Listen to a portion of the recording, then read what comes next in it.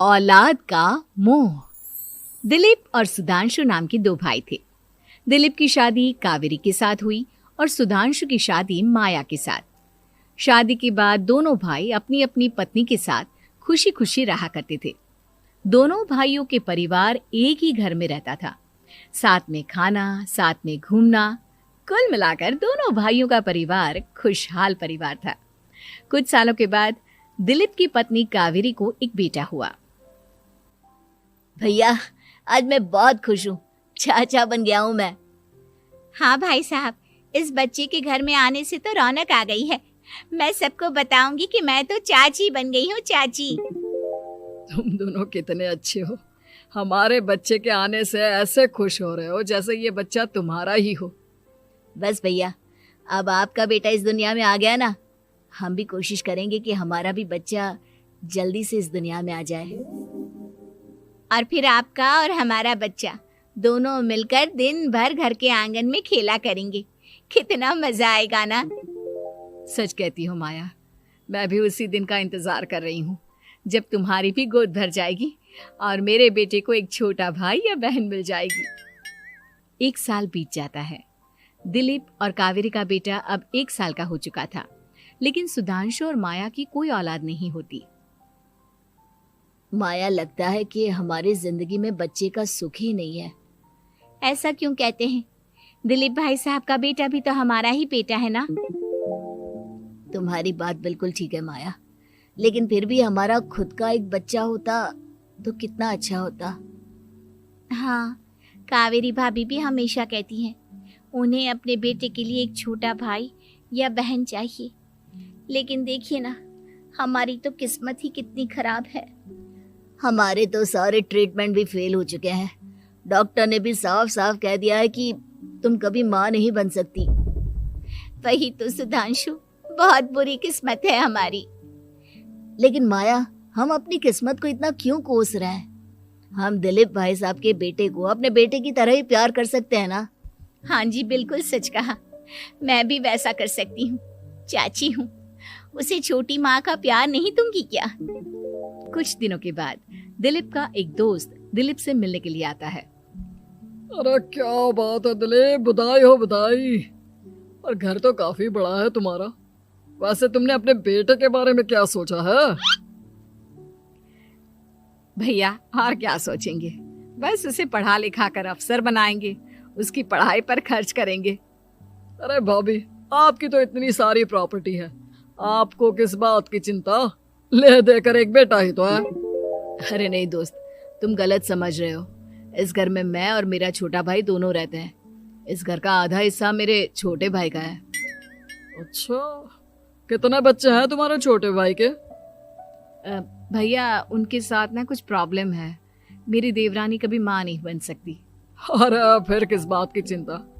अरे मैं तो कहता हूँ अपने बेटे के भविष्य के बारे में सोचिए ही मत। बस ये घर उसके नाम करवा दीजिए।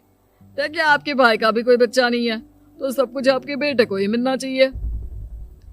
लेकिन ऐसा करना क्या सही होगा? अगर उनका बच्चा नहीं है तो क्या हुआ? ये घर आधा उनका है, उनकी जो मर्जी है वो करें। अरे कैसी बात करते हो? उनकी कोई औलाद नहीं है, वो क्या करेंगे प्रॉपर्टी अपने नाम रखकर?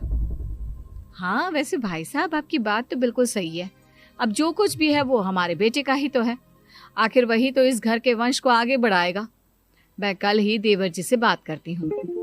अगले दिन सुधांशु और माया, इधर आओ। तुम दोनों से एक बहुत जरूरी बात करनी है मुझे। बताइए ना भाभी, क्या बात है? आपको कहीं जाना है तो आप अपने बेटे को मेरे पास छोड़कर जाइए। मैं ही पूरा दिन रख लूंगी उसे। अरे नहीं माया, वो तो मुझे पता है। मैं किसी और चीज के बारे में बात करना चाहती हूँ। बताइए ना भाभी, क्या बात है? देखिए देवर जी, आपका कोई बच्चा है नहीं, लेकिन मैं जानती हूँ कि आप हमारे बेटे को अपने बेटे की तरह ही प्यार करते हैं। भाभी, बेटे की तरह नहीं, वो हमारा ही बेटा है। मेरे लिए तो वो मेरा ही बच्चा है। वही तो फिर क्यों ना ये सारी प्रॉपर्टी हम मेरे बेटे के नाम करवा दे, क्योंकि तुम्हारा हो या मेरा, हम सबका एक ही तो है बेटा।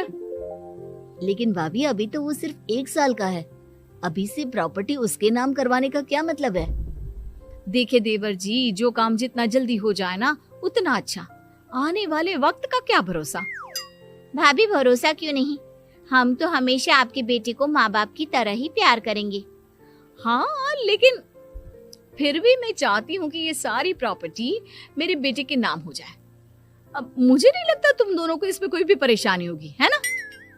भाभी वैसे तो आप जो कह रही हैं वो बहुत जल्दबाजी है, लेकिन फिर भी अगर आपको ऐसा लगता है तो ठीक है, कल ही प्रॉपर्टी के पेपर बनवा लीजिए, मैं और माया उस पर साइन कर देंगे। इस तरह से अगले दिन प्रॉपर्टी के पेपर बनवाकर सारी प्रॉपर्टी दिलीप और कावेरी के बेटे के नाम पर करवा दी जाती है। कुछ दिनों के बाद सुधांशु, सुबह सुबह ये कौन लोग आ गए हैं तुम्हारे घर पर? भैया वो ऊपर वाला कमरा खाली पड़ा था ना, सोच रहा था किराएदार रख देता हूँ। लेकिन किराएदार रखने से पहले आपने हमसे पूछा भी नहीं। भाभी इसमें आपसे पूछने वाली क्या बात थी, हमें एक ही कमरे की जरूरत थी, इसलिए सोचा दूसरा कमरा किराया पर दे देते हैं, कुछ इनकम हो जाएगी। अरे माया, ये सारी प्रॉपर्टी अब मेरे बेटे के नाम पर है और यहाँ पर जो कुछ भी होगा उसके लिए तुम्हें मेरी या दिलीप की परमिशन तो लेनी पड़ेगी ना। हाँ सुधांशु, तुम्हारी भाभी ठीक ही तो कह रही है। अब देखो, तुमने खुद अपने हाथों से ये प्रॉपर्टी हमारे बेटे के नाम की है, वह अभी बहुत छोटा है, तो इस घर से रिलेटेड सारे फैसले तुम्हें हमसे पूछ कर लेने चाहिए। भाभी हमें तो लगा था कि आप हम लोगों से बहुत प्यार करती हैं, लेकिन आप तो हमारे साथ भेदभाव करने लगी। अरे इसमें भेदभाव करने वाली क्या बात है? और मैंने कौन सा तुमसे कुछ गलत मांग लिया? अरे ले देकर मेरा बेटा इकलौता इस पूरे वंश का वारिस है, सब कुछ उसके नाम है। तुम्हें इस बात से जलन क्यों हो रही है? भाभी माया को जलन नहीं हो रही, वो तो बस ऐसे ही कह रही थी। सब जानती हूँ मैं, इसकी खुद की तो कोई औलाद पैदा नहीं हुई, बस इसीलिए जब देखो तब मेरे बेटे पर बुरी नजर डालती रहती है। देखो माया, कावेरी तुमसे बड़ी है, वो जैसा कहती है वैसा करो। और वैसे भी इस घर पर अब तुम लोगों का कोई अधिकार नहीं है, वो तो हम लोगों की भलाई समझो जो तुम्हें अभी तक यहाँ रहने दिया है। भैया आप इतने कैसे बदल गए? इस प्रॉपर्टी ने आपके दिल से हमारे लिए प्यार पूरी तरह खत्म कर दिया है क्या? इसी तरह वक्त बीतता जाता है और देखते देखते दिलीप और कावेरी का बेटा प्रणव 25 साल का हो जाता है और उसकी नौकरी लग जाती है। पापा आज मेरा अपॉइंटमेंट लेटर आ गया है, मैंने सिंगापुर में जॉब ज्वाइन कर ली है। लेकिन प्रणव, विदेश में नौकरी करने जाने से पहले तुम्हें कम से कम अपने मम्मी पापा से एक बार पूछना चाहिए था ना। इसमें पूछने वाली क्या बात है माँ, मैं सिंगापुर जाकर जॉब करना चाहता हूँ तो करना चाहता हूँ। देखो प्रणव, हमने तुम्हारे लिए इतनी सारी प्रॉपर्टी यहाँ पर रखी हुई है, उन सब का क्या होगा? यहाँ रहो, बिजनेस करो। सॉरी पापा, मैं यहाँ रहकर कोई बिजनेस नहीं करने वाला, और ये जितनी भी प्रॉपर्टी आपने मेरे लिए संभाल कर रखी है ना, ऐसे ही किसी को दान में दे दीजिए, क्योंकि मैं सिंगापुर से वापस इंडिया आकर कभी नहीं रहने वाला। दिमाग खराब हो गया है तेरा, जानता नहीं तेरी वजह से हमने तेरे चाचा चाची से लड़ाई करके पूरा घर तेरे नाम करवा दिया था। हाँ तो ऐसा करने से पहले आपको सोचना चाहिए था ना। और मम्मा, मैं तो वैसे भी उस वक्त 1 साल का था, मेरा इस मैटर से कोई लेना देना नहीं है। कैसी बात कर रहा है ये लड़का? अरे तेरी वजह से अपने छोटे भाई से दुश्मनी लेकर बैठा हूं मैंने तो उसे घर से भी निकाल दिया। जानता नहीं तू, बाजू वाले घर में एक छोटा सा कमरा किराए पर लेकर रहते हैं तेरे चाचा चाची, और ये सब मैंने तेरे लिए किया। देखिए पापा, आपने जो कुछ भी किया अपने लिए किया। मैंने आपसे कब कहा था कि मुझे ये प्रॉपर्टी और घर चाहिए? और वैसे भी अपने भाई के साथ इस तरह का बिहेव करके आपने कोई अच्छा काम तो किया नहीं। तू सही कह रहा है बेटा, हमने तेरे चक्कर में अपने छोटे भाई जैसे देवर और बहन जैसी देवरानी को इस घर से निकाल दिया। बहुत बड़ी गलती हो गई मुझसे। ठीक है मॉम, तो अब आप अपनी गलती सुधारो, लेकिन मुझे तो फॉरेन जाना है, मैं वहीं जाऊंगा। अब आगे क्या करना है ये आपका डिसीजन है। और प्रणव सिंगापुर जॉब करने के लिए चला जाता है। कुछ दिनों के बाद जब दिलीप और कावेरी को अपनी गलती का एहसास होता है तो वो सुधांशु के घर पहुंचती है। सुधांशु, माया, हमें माफ कर दो, हमसे बहुत बड़ी गलती हो गई। क्या हुआ भाभी? आज इतने सालों के बाद अब हम गरीब लोगों के घर क्या करने आई हैं? भाभी, हमने तो खुशी खुशी अपने भतीजे को सब कुछ दे दिया, अब हमारे पास कुछ भी नहीं बचा है।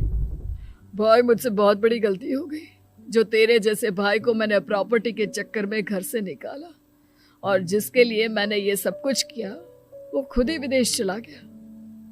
भैया भाभी, जिस बेटे के लिए आपने हम लोगों को इतनी तकलीफ दी, आपस के प्यार को बिगाड़ा, जब वही आपसे दूर चला गया तो आपको इस बात का एहसास हुआ। लेकिन माफ कीजिए, अब हम आपके साथ रहने के लिए उस घर में नहीं आ सकते। नहीं नहीं माया, ऐसा मत कहो, मुझसे बहुत बड़ी गलती हो गई, प्लीज वापस चलो, मैं वो घर फिर से तुम्हारे नाम कर देती हूँ। भाभी, मैं उस घर का क्या करूंगी? किसके लिए?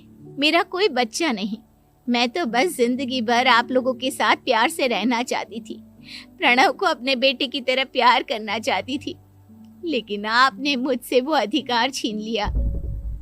भाभी और भैया, एक सवाल पूछना चाहता हूँ आप लोगों से।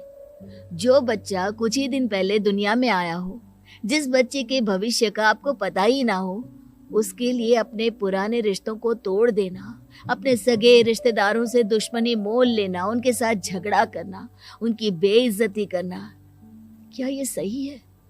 कम से कम हमें सही वक्त का इंतजार तो करना चाहिए ना। सिर्फ प्रॉपर्टी के लिए अपने सगे भाई को घर से निकाल दिया, वो भी अपने 1 साल के बेटे के लिए। क्या ये वाकई में सही था? जवाब दीजिए मेरी बात का।